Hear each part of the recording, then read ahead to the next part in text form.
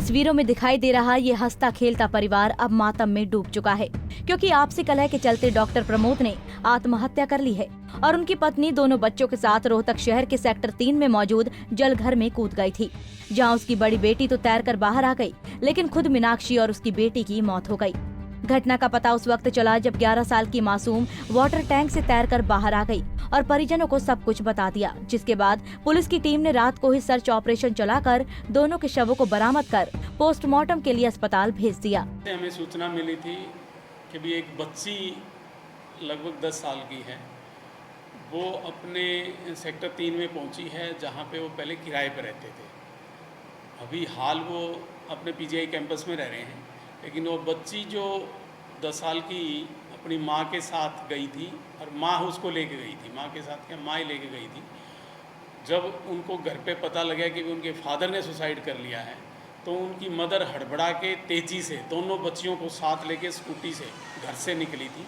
और प्रत्यक्षदर्शी बता रहे हैं कि भी देख वहाँ पर उसको रोकने की भी कोशिश की है उस औरत को, लेकिन वो लेक्चरर है वैसे, लेकिन वो रुकी नहीं, क्योंकि वो नहर में जा रही है सुसाइड करने के लिए।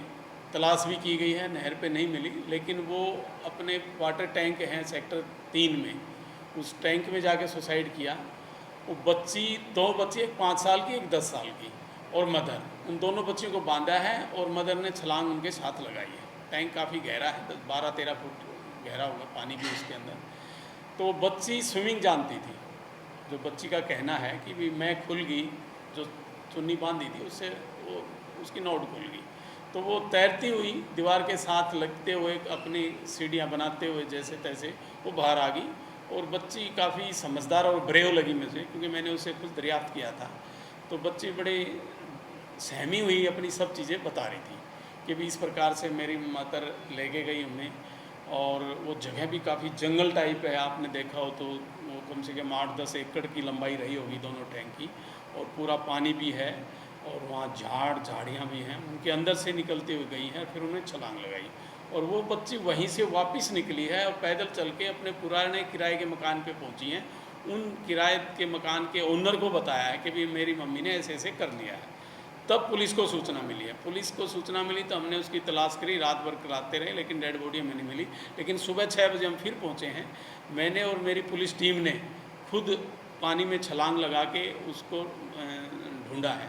दोनों डेड बॉडी बाहर निकाली, वो बच्ची 5 साल की और उनकी मदर बाहर निकाल के उसका अभी पोस्टमार्टम करवा रहे हैं। तो क्या रीज़न यही है कि पति की मौत से आपकी या कोई और रीज़न? बच्ची बता रही थी कि मम्मी पापा का कोई झगड़ा हुआ था। जैसे बच्ची की पूछताछ से पता लगे कि मम्मी पापा का कोई झगड़ा हुआ था और घर में कोई कलह चल रहा था, तो ऐसा कुछ।